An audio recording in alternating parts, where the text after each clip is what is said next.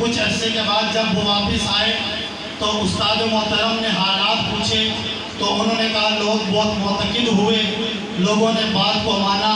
بہت مہمان نواز لوگ تھے، بہت اکرام کیا۔ تو استاد محترم نے فرمایا کہ تم نے توحید کو صحیح طریقے سے بیان نہیں کیا، لہٰذا دوبارہ جاؤ اور توحید کو صحیح معنوں میں بیان کر کے آؤ۔ پھر جب دوبارہ دوسری مرتبہ لوٹے تو پھر حالات و واقعات پوچھے تو کہا اب وہی لوگ جو پہلے میرے دوست تھے وہ دشمن بن گئے، وہی لوگ جو میرا اکرام و اعزاز کرتے تھے وہ لوگ میرے راستے میں رکاوٹ بن گئے۔ تو اس وقت حضرت استاد نے فرمایا کہ واقعی اب توحید تم نے صحیح طور پر بیان کی ہے۔ میں اس واقعے کو بڑا عرصہ سوچتا رہا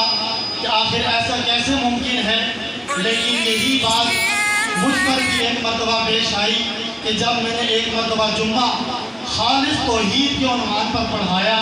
تو میری مسجد کے وہ مقتدی جو جمعے کے بعد میرے ساتھ بیٹھا کرتے تھے، جو کھانے کا اہتمام کیا کرتے تھے اور ویسے بھی دائیں بائیں میرے ہر وقت رہا کرتے تھے، جب میں نے وہ جمعہ خالص توحید پر پڑھایا تو مجھے جمعے کے بعد کہنے لگے مولانا یہ جگہ فرقہ واریت کی نہیں ہے، یہاں اللہ اور رسول کی بات کی جائے،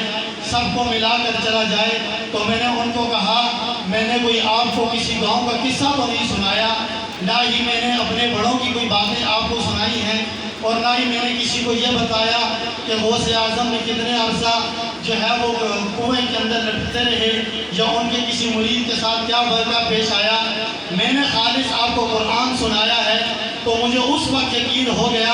کہ جب بھی جہاں بھی رب کی توحید کی بات کی جائے گی تو آپ کے اوپر ضرور نشتر لگائے جائیں گے، آپ کے راستے میں کانٹے ضرور بچھائے جائیں گے، آپ کو پابند سلاسل بھی ہونا پڑے گا،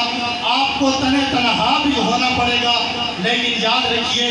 رب کی توحید بیان کرنا کبھی نہ چھوڑیے۔ اسی راستے کے ایک مسافر آج ہمارے سامنے یہاں موجود ہیں جنہوں نے رب کی توحید کو بیان کرنے کے پاداش میں 3 سال پابند سلاسل ہو کر گزارے ہیں۔